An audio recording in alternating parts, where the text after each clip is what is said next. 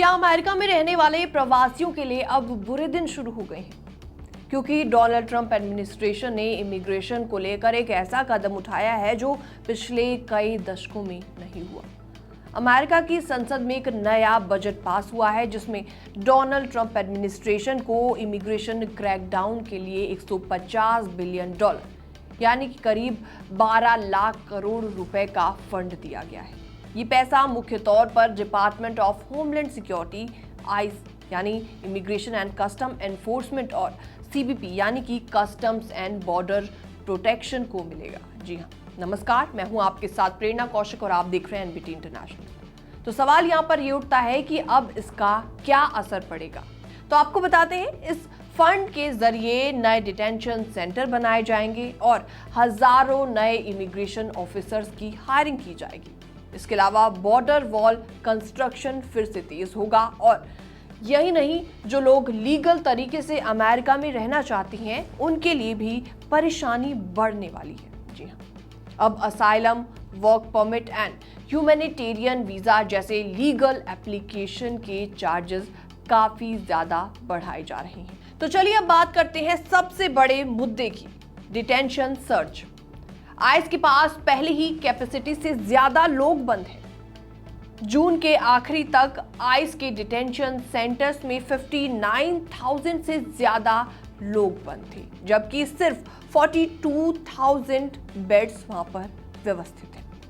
अब इस नए बजट से आइस को 45 बिलियन डॉलर मिलेंगे, जिसे और ज्यादा डिटेंशन सेंटर बनाए जाएंगे।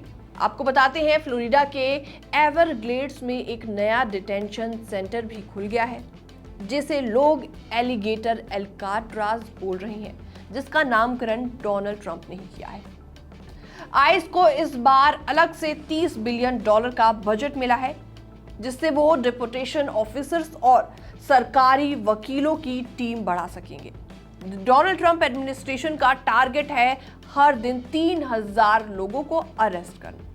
बॉर्डर पेट्रोल की बात की जाए तो 6.1 बिलियन डॉलर सिर्फ बॉर्डर एजेंट्स की हायरिंग और उनकी सैलरीज पर खर्च किया जाएगा। 8,000 से ज्यादा नई हायरिंग की जाएगी, लेकिन एक्सपर्ट्स का कहना है कि सिर्फ पैसा देना काफी नहीं है, क्योंकि बैकग्राउंड चेक्स एंड ट्रेनिंग में काफी ज्यादा समय लगता है। तो चलिए अब बात करते हैं बॉर्डर वॉल की। डोनाल्ड ट्रंप का सबसे famous promise, build the wall, अब फिर से काफी ज्यादा लाइमलाइट में आ गया है। 46.5 बिलियन डॉलर इस बार वॉल कंस्ट्रक्शन के लिए दिया गया है। टेक्सास और एरिजोना जैसे राज्य में काम शुरू भी हो चुका है। टेक्सास को एक्स्ट्रा फायदा होने वाला है, क्योंकि यहां एक नया फंड बनाया गया है, बॉर्डर स्टेट रीइंबर्समेंट फंड, जिसमें से टेक्सास को 11 बिलियन डॉलर तक मिल सकते हैं। इसके अलावा गवर्नर एबॉट ने कहा है कि उन्होंने अब तक 1.2 लाख से ज्यादा माइग्रेंट्स को बस या फ्लाइट से न्यूयॉर्क, शिकागो, यहां तक कि रशिया और चाइना तक भेजा है।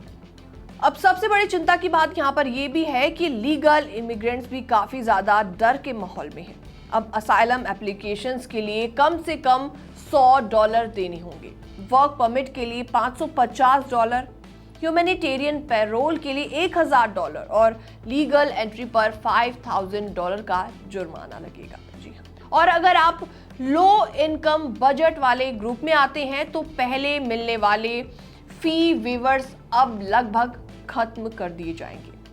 यानी जो लोग कानूनी रास्ते से अमेरिका आना चाहते हैं या रहना चाहते हैं, वहां पर बसना चाहते हैं, उनके लिए भी रास्ता अब बहुत ज्यादा महंगा और मुश्किल भरा होने वाला है। तो कुल मिलाकर ये कहा जा सकता है कि डोनाल्ड ट्रंप एडमिनिस्ट्रेशन ने इमिग्रेशन के खिलाफ पूरी ताकत झोंक दी है, और इसका असर सिर्फ इलीगल इमिग्रेंट्स ही नहीं बल्कि भारतीय समेत लीगल माइग्रेंट्स पर भी साफ साफ देखने को मिलने वाला है। फिलहाल इस रिपोर्ट में इतना ही। बाकी तमाम अपडेट्स के लिए बने रहिए एनबीटी इंटरनेशनल के साथ।